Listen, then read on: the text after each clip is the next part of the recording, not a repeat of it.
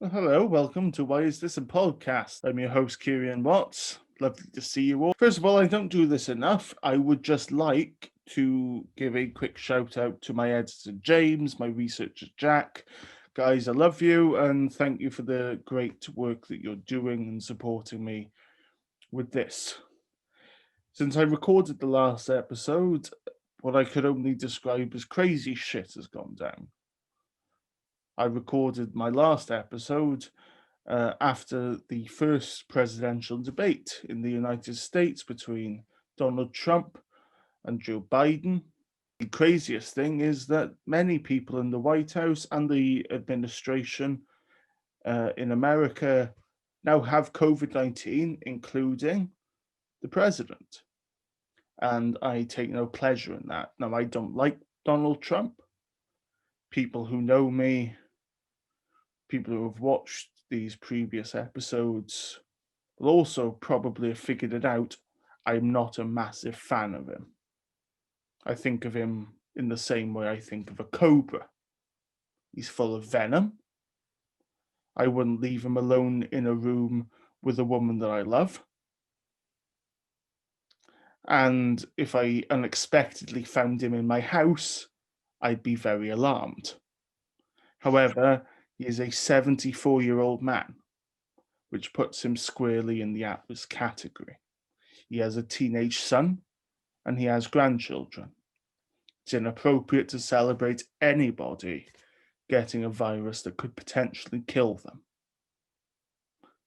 The fact is, the president is a human being despite his efforts to act like he isn't. And I wish him well. I hope that he doesn't have any long lasting complications.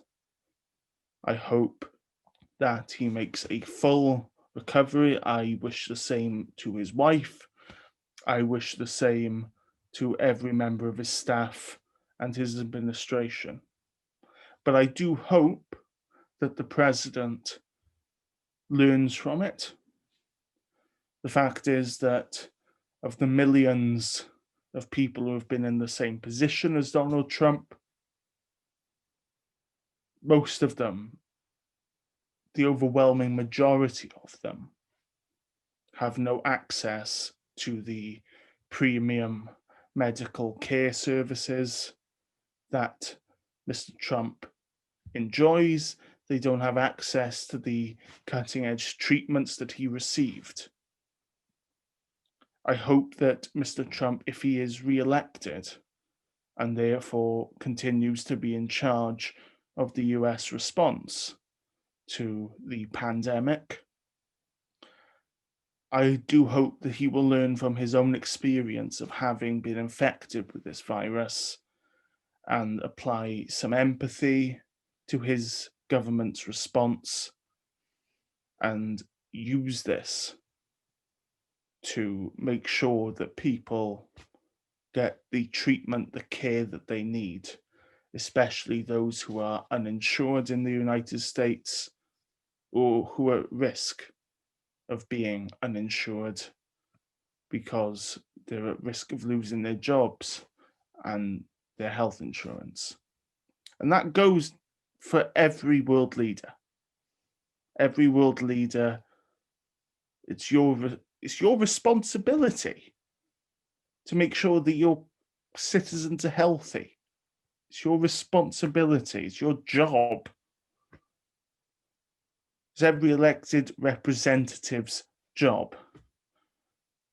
COVID-19 is sucking so much oxygen out of the news cycle right now. We don't talk about what's going on in Belarus. We don't talk about what's going on in Kyrgyzstan. We don't talk about the plight of the Uyghurs. There's so much out there that's important that we are not talking about because of the pandemic. So, as my grandfather would say, don't be a knob. Help out. Do your jobs. Don't be a dick. If we elect you as our representative, then represent us. And talking of COVID-19, it's going to come up a lot in this episode, as it has in every episode before this. And I'm very, very happy to introduce my guest on this episode. He joins me from the great nation of New Zealand, where he is a professor of epidemiology at the University of Auckland. We please welcome Dr. Simon Thornley. Dr. Thornley, lovely to see you. Oh, thanks, Kerean. Great to be here. Thanks for the invite. It's lovely. It's always it's the second time that I think it's the first time I've interviewed you one-on-one. You were a guest on Pandemicast, the other podcast that I do for Bed CMC. Like I said, it's a pleasure. How are you? Pretty good, thanks. We've been through another lockdown, so of course that has its ups and downs. I mean, it certainly quietens down, it kills your calendar a little bit, and you have a bit more downtime. But How do you ride lockdown? Do you read? Do you bake? Are you one of the sourdough people? Well, I do a lot more cooking than I usually do. Obviously, it's a bit harder to eat out, but yeah, it's actually been busy. I mean, I've been writing a lot about the government's response. There's been quite a lot of media interest. Actually, not so much from local media, but more so from overseas media. Had to write a little piece from the BMJ that we were discussing earlier. Certainly, the Weber barbecues got out a lot more than it has before. It's something to keep me sane. I have been catching up with my reading myself. I've started Bob Woodward's book. I mentioned The President in my introduction. I started Rage, which is very, very interesting. And of course, as most people will know from news reports, COVID-19 comes up a lot in Rage because, Oh, okay. of course, President Trump acknowledged to Woodward that he knew how severe the virus was, I think in February. So, COVID-19, you're interesting as a member of the public health community because you don't agree so much, based on my understanding, with lockdown measures as a response to the pandemic. I've got your what you co-authored with Arthur J. Morris and Gerhard Sunburn. You write, a heavy cost. With the virus now widespread globally and vaccines a distant possibility, a more sustainable strategies for nations to learn to live with it. Health heavily restricting borders indefinitely will severely damage economies and translate to unemployment with strong relations to other illnesses and suicide. That's a very, very clear case. How do you respond to the people who say, but if we pursue a herd immunity strategy, we'll lose millions of lives? How do you respond to that, sir? Well, that's a good question, Karen. Yeah, it's. I think what we've been arguing from Plan B perspective is that we need to be proportionate to the threat posed by the virus. And I think early on things did look scary. There was the fatality rate was high, and there were Imperial College models predicting hundreds of thousands of deaths in the UK. 80,000 deaths were predicted in New Zealand. We now have a lot more information than we initially had. We know what epidemiologists use to sort of gauge the severity of the virus has been ratcheted down quite considerably since those early days. You know, the early days, the case fatality rate was about 3.4%, and the WHO was saying, you know, this is extremely deadly. Now the best estimates are around 0.3%. So that's I've got the thing. The commentary says the race, and the commentary, by the way, I should have said it earlier, was published, I think, September 9th this year. And it says the ratio of deaths to the number of infections is also strongly age correlated. The age distribution of COVID-19 deaths in New Zealand is similar to that from the same period in 2019. This indicates that severe acute respiratory syndrome, coronavirus 2 or SARS-CoV-2, is not dramatically shortening life when compared with background survival. That's what I have here. And you also fatality ratio estimates now range from 0.02% to 0.86%, with a median of 0.26%, similar to that for seasonal flu. Yeah, so with all that information, knowing that the mortality, if you look at the age of mortality from COVID, it's around the same as we see from background mortality. We've certainly seen spikes in overall mortality in some countries, which I agree is alarming. But when you look at mortality over a longer period, it's generally not so high. And there's been some interesting work showing that mortality from COVID is related to the severity of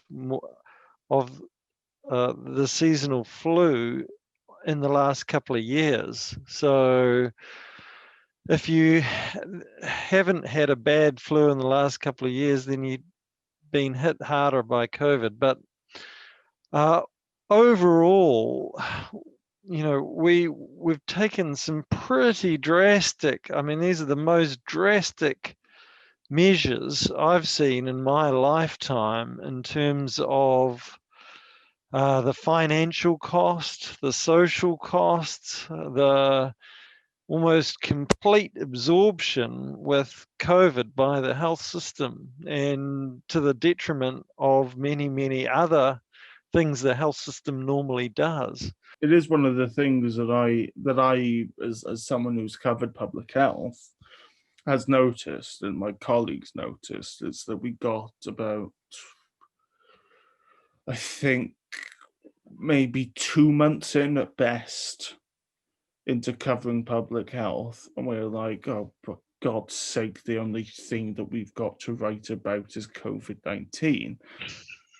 So, but I mean, and you know, that's obviously I say that facetiously. I say that in a joking manner, but it is something that is very much a serious concern, in the sense that we are the COVID-19 dominating everything that we talk about when it comes to health, does detract from the various other diseases that we've got. You know, there are NCDs, non-communicable diseases like cancer and diabetes and heart disease, infectious diseases like TB and malaria, uh, many of which are neglected in their own right, like chagas and leprosy. So, you know, you do raise a very, very important point there. And the thing that I want to pick you up on is where you say perhaps we should have to. I'm paraphrasing, um, but you say perhaps we have to learn to live with it. What is living with COVID-19? What does that look like? Well, I think the information that we have now, we know who does badly with COVID-19, and we know how to avoid some fatalities with COVID-19. We know that in some countries, infectious patients have been sent from the hospital back to the rest home, and that has led to severe outbreaks and many fatalities. So, and that was narrowly avoided in New Zealand. I spoke to a microbiologist about this, and he said the local hospital was pushing to send patients back to the rest home without a negative test. My idea is really this is about shielding people who are at risk from the virus. And we know that about half of fatalities worldwide have been in rest homes. So protecting people in rest homes is a no-brainer. And we can learn from some of the mistakes that have been made overseas, particularly in New York and California. And I think even in the UK, How dare has you? been. We were fine. We were perfect. We did a great. How dare you? um, so yeah, it's the issue is that we need to have focused protection on people who are high risk, and the rest of us who are very low risk need to get on with our lives, particularly children going back to school and people of working age. We know even the CDC now is saying working age people are extremely low risk of fatality from the virus. But what about And what about people who are asymptomatic who could unknowingly pass it on to people in their communities who have either of advanced age? I mean, I know you say that um, the elderly should be shielded. You know, I'm not a doctor, but that sounds sensible to me. Or but people with underlying conditions. But what about the people who are potentially infected and contagious, but who don't display any symptoms? well, I think we need to think about how we've recovered from other viral illnesses in the past, and You keep the way doing. we norm. You keep preempting my questions because that was my last question. Okay, okay.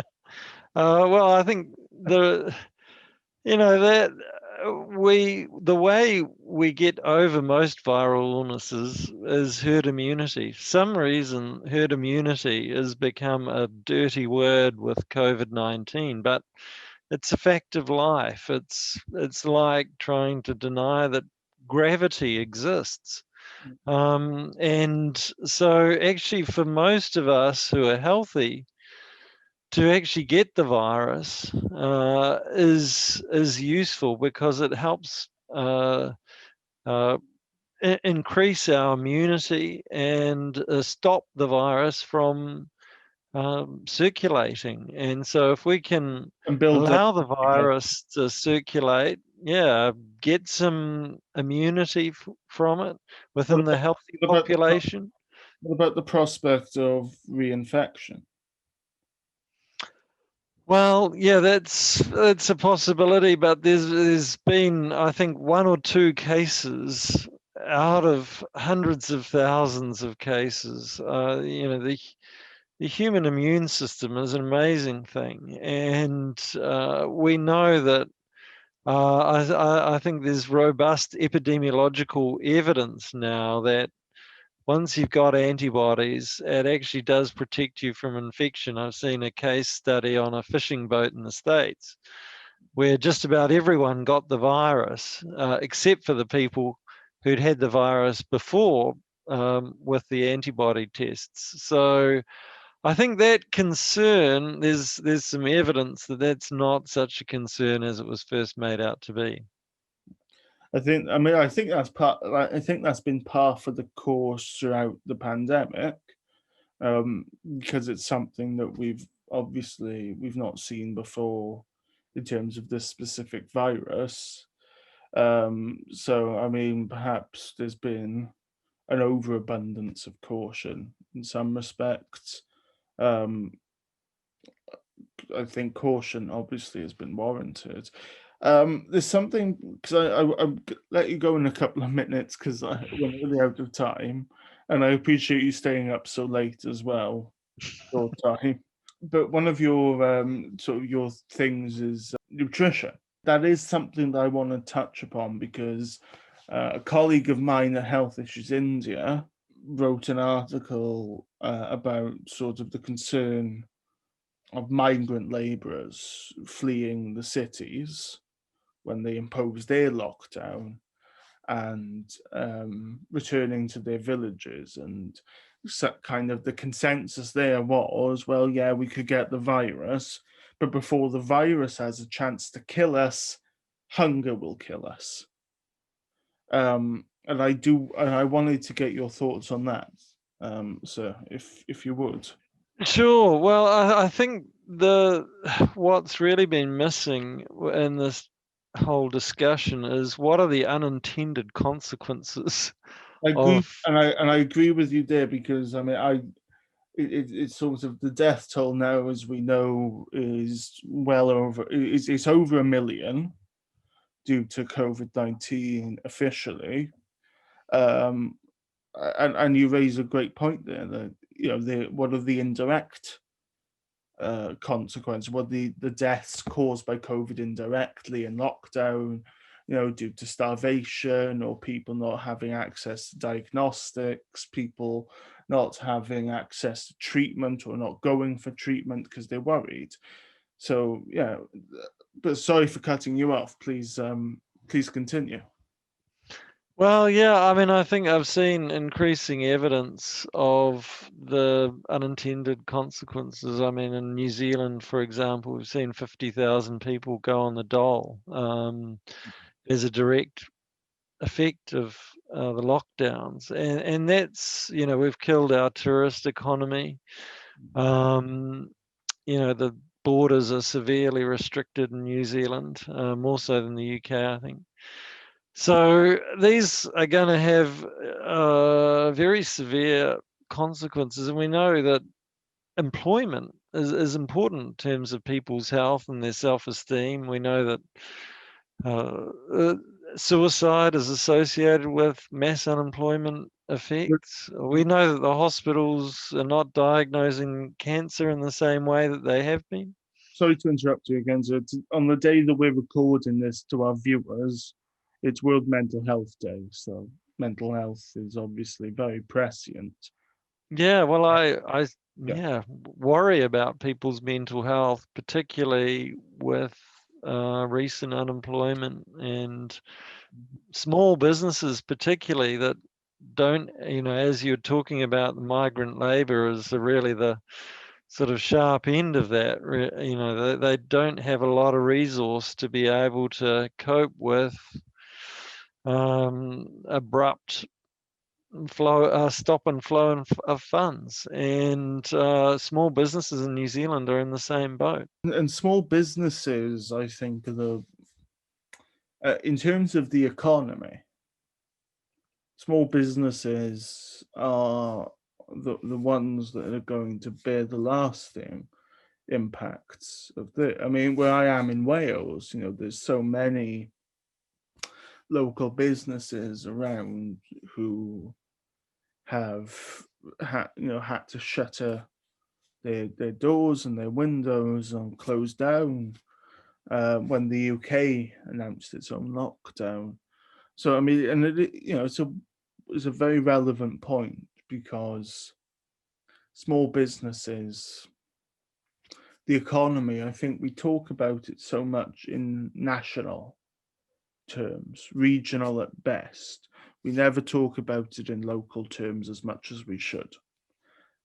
So I think it's a great point that you raise. I just want to ask you one thing before I let you go, which is something that I ask anybody who works in sort of medicine, social health, um, public health, sorry.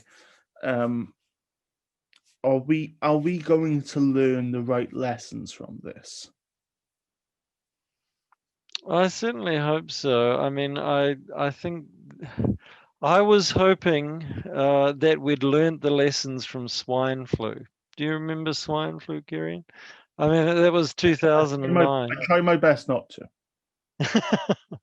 Well, I mean, it was a dramatic experience for me because we were in the same sort of panic mode, thinking that hospitals and so on were going to be overwhelmed, and we're trying to stamp out the virus. And then we did some serology tests and found that 1/3 of New Zealand had already had the virus, and we hadn't known. And in New Zealand, we're still waiting for a serology survey. And uh, yeah, I think we need to recalibrate the risk, and we saw that that was very, very slow to happen during swine flu, and it's been slow to happen with COVID. So I'm beginning to, the issues with vaccination. After swine flu, there was severe side effects from the vaccination with narcolepsy. And now we're rushing into mass vaccination again. So I fear that we haven't learned the lessons that we needed to. I worry a lot about the COVID vaccine, not because I'm not an anti-vaxxer, but by any stretch. But I worry, like you said, that we're rushing into it because vaccine hesitance is a massive issue. Well, people need evidence to, they need to know that this has been tested, that it's been through the usual processes, that it's not just something that's been rushed out. I mean, there's been talk in the media in New Zealand about the Russian vaccine. I certainly wouldn't want that going near my arm.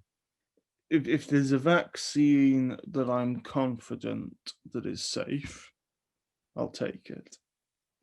If there's one where I'm not, then I won't. I don't mean that, and that's just. But what I worry about is that you give legions of people a vaccine that isn't safe, that causes adverse effects, that kills people. It's going to not just damage the COVID-19 vaccination effort, it's going to have like this knock-on effect where it damages people's trusts in vaccines for other infectious conditions, and it's going to set us back. And that's what I worry about a lot. Well, that was the lesson from swine flu. And, and here we seem to be back in square one in a similar situation, and that concerns me. But I think in terms of public health, we seem to be on a perpetual learning curve. And on that optimistic note, sir, it's lovely to see you. Oh, thanks, Kerean. Thanks for having me. Thank you so much for being here. Dr. Simon Thornley, everyone. Join us next time. Thank you, Doctor. Lovely to see you. Thanks, Kerean. Okay. Stay safe. My love to you and your family. Thank you. Likewise. This has been Why Is This a Podcast? I'm Kerean Watts. Nice to see you. I hope you enjoyed. Take care. Join us next time, won't you?